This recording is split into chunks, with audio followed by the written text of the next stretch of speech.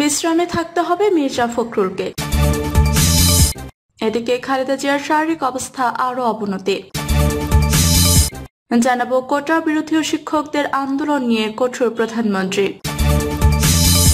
এদিকে কোটা বিরোধী আন্দোলনকে সরকার বিরোধী রূপ দেওয়ার পায়তারা চালাচ্ছে বিএনপি, বললেন কাদের। জানাবো প্রধানমন্ত্রীর এই পিয়নকে 400 কোটি টাকার মালিক। এবং সর্বশেষ জানাবো মুন্সিগঞ্জে ইউপি চেয়ারম্যান সুমন হত্যা মামলার আসামির বাড়িতে আগুন। শুনছিলেন সংবাদ শিরোনাম, এবারে বিস্তারিত। বিশ্রামে থাকতে হবে মির্জা ফখরুলকে। বিএনপি মহাসচিব মির্জা ফখরুল ইসলাম আলমগীরকে বিশ্রামে থাকার পরামর্শ দিয়েছেন চিকিৎসকরা। এর আগে গত বুধবার হৃদরোগের সমস্যায় রাজধানী ইউনাইটেড হাসপাতালে চিকিৎসার জন্য ভর্তি হন তিনি। হাসপাতাল সূত্র জানায়, হাসপাতালে ভর্তির পর মির্জা ফখরুলের হার্টের এনজিওগ্রাম করা হয়। এনজিওগ্রামের রিপোর্ট ভালো আসে। এক রাত হাসপাতালে থেকে বৃহস্পতিবার সকালে বাসায় ফেরেন বিএনপি মহাসচিব। রোববার তার এনজিওগ্রাম করা হয়েছে, রিপোর্ট ভালো, তবে পূর্ণ বিশ্রামে থাকার পরামর্শ দিয়েছেন চিকিৎসক। বর্তমানে বাসায় বিশ্রামে রয়েছেন মির্জা ফখরুল। খালেদা জিয়ার শারীরিক অবস্থা আরো অবনতি। হাসপাতালে চিকিৎসাধীন বিএনপি চেয়ারপারসন খালেদা জিয়ার শারীরিক অবস্থার আরো অবনতি হয়েছে বলে জানিয়েছেন চিকিৎসকরা। বিএনপির স্বাস্থ্য বিষয়ক সম্পাদক ডক্টর রফিকুল ইসলাম সাংবাদিকদের তথ্য জানান। তিনি বলেন, খালেদা জিয়ার শারীরিক অবস্থার অবনতির দিকে প্রতিবারই তাকে হাসপাতালে জরুরি ভিত্তিতে নিয়ে আসতে হচ্ছে। এটি খুবই উদ্বেগজনক। এবার হাসপাতালে ভর্তির পর তার অবস্থা আরো আশঙ্কাজনক অবস্থায় রয়েছে।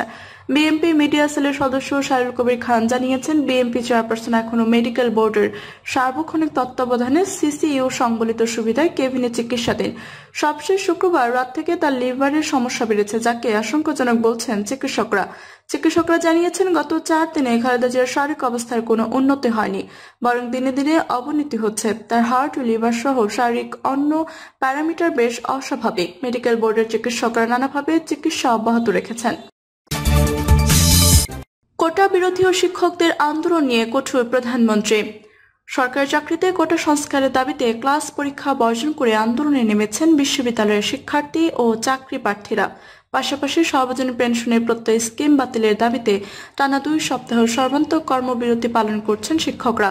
এই 2 ইস্যুতে দেশে অস্থিরতা বিরাজ করছে, দুর্ভোগে পড়েছে মানুষ। সংবাদ সম্মেলনে আলোচিত 2 ইস্যুতে সরকার প্রধানের অবস্থা কি তা শোনার অপেক্ষায় ছিলেন আন্দোলনকারী সহ দেশবাসী।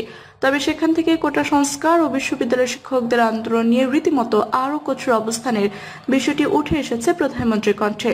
কোটা সংস্কার আন্দোলন নিয়ে সরকারের কিছুই করার নেই বলে আবারও সাফ জানিয়ে দিয়েছেন প্রধানমন্ত্রী। একই সঙ্গে রাস্তা অবরোধ করে আন্দোলন করে মানুষকে দুর্ভোগে ফেলানোর আন্দোলনকারীদের প্রতি ক্ষোভ প্রকাশ করেছেন তিনি। পাশাপাশি এই আন্দোলন থেকে মুক্তিযুদ্ধ, বীর মুক্তিযোদ্ধা এবং তাদের পরিবার সম্পর্কে নেতিবাচক যেসব কথাবার্তা বলা হচ্ছে তা সহ্য করার মতো নয় বলেও মন্তব্য করেন শেখ হাসিনা। তিনি বলেন, 2018 সালে তারা একবার আন্দোলন করেছিল, সেটা আন্দোলন তো নয়, সহিংসতা, ভাঙচুর, অগ্নিসংযোগ করেছিল। তখন আমি বিরক্ত হয়ে বলেছিলাম, ঠিক আছে, সব কোটাই বাদ দিয়ে দিলাম। তখনই বলেছিলাম যে কোটা বাদ দিলাম, দেখেন কি অবস্থাটা হয়। সেটা এখন তো দেখতে পাচ্ছেন কি অবস্থা তৈরি হয়েছে। সরকারি চাকরিতে বীর মুক্তিযোদ্ধার নাতি নাতনিরা কোটা সুবিধা পাবে না, তাহলে কি রাজাকারের নাতি নাতনিরা কোটা সুবিধা পাবে? এমন প্রশ্ন তুললেন প্রধানমন্ত্রী। তিনি বলেন, মহান মুক্তিযুদ্ধ ও বীর মুক্তিযোদ্ধাদের বিরুদ্ধে এত ক্ষোভ কেন? মুক্তিযোদ্ধার নাতি নাতনিরা কোটা পাবে না, তাহলে কি রাজাকারের নাতিরা কোটা পাবে? তা তো আমরা দিতে পারি না। তিনি আরো বলেন, বীর মুক্তিযোদ্ধাদের বিরুদ্ধে কথা বলার অধিকার তাদের কে দিয়েছে? মুক্তিযোদ্ধারা দেশ স্বাধীন করার জন্য জীবনপণ লড়েছেন, তাদের পরিবারের কারণে ক্ষতির মুখে পড়েছে। এখন তাদের বিরুদ্ধে কথা বলার সাহস এরা পায় কিভাবে? মুক্তিযুদ্ধ তাদের এখন ভালো লাগে না, তাহলে তো তাদের পাকিস্তান চলে যেতে হবে।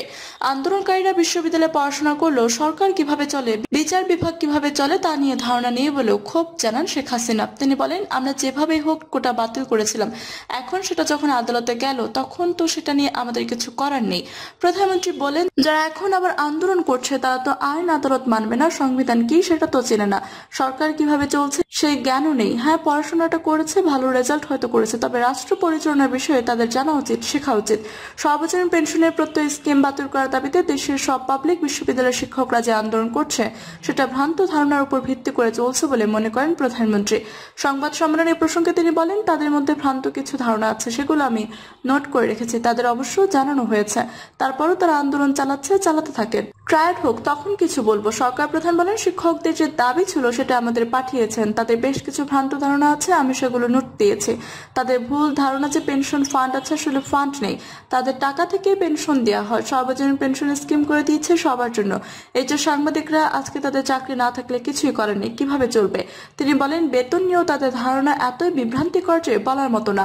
আরেকটা হলো এত বছর থেকে প্রত্যয় স্কিম চালু হবে 2024 নাকি 2025 সালের জুলাই, সেটাও আমরা ক্লিয়ার করে দিয়েছি। কোটা বিরোধী আন্দোলনকে সরকার বিরোধী রূপ দেওয়ার পায়তারা চালাচ্ছে বিএনপি, বললেন কাদের।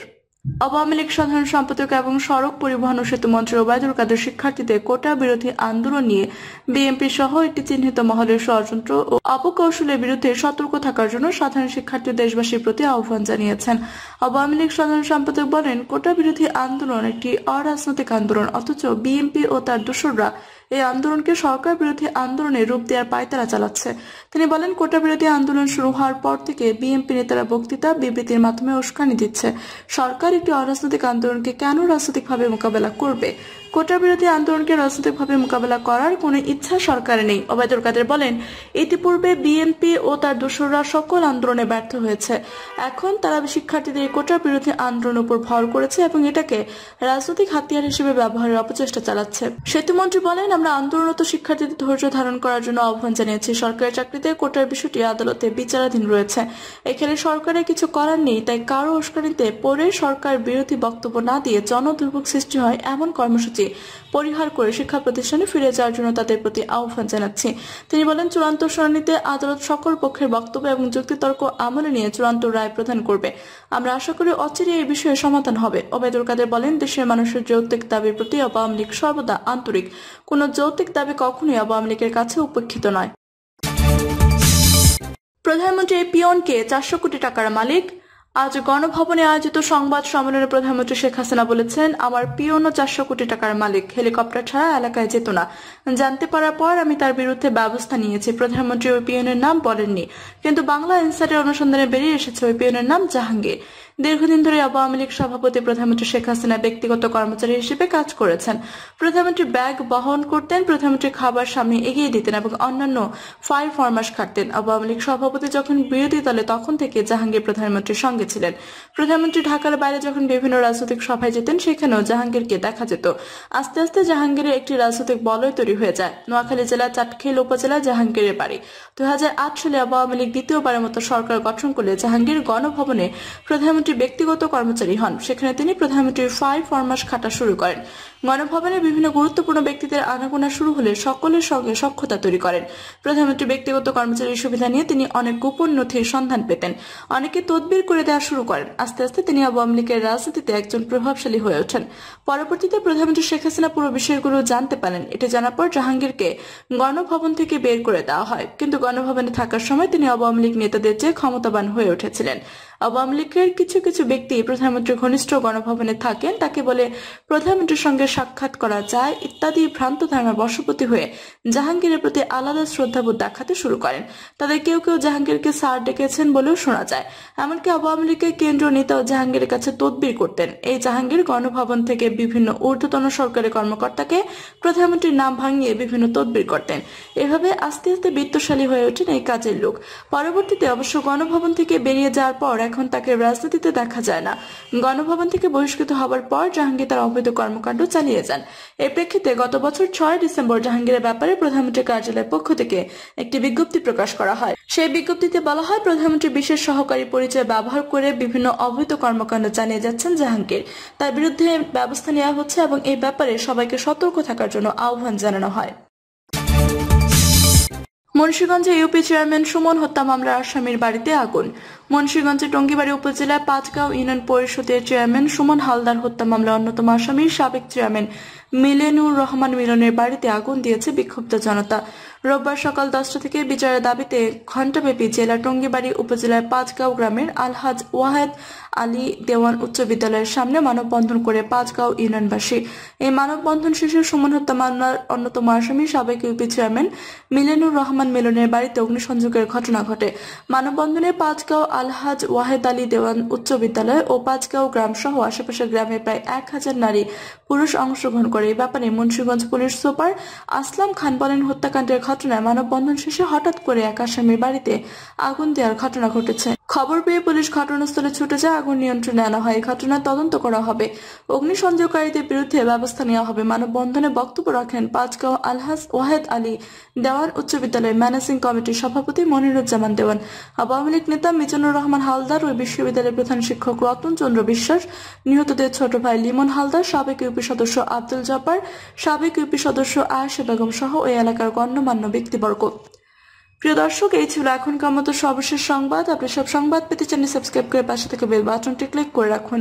ধন্যবাদ সবাইকে এতক্ষণ সাথে থাকার জন্য।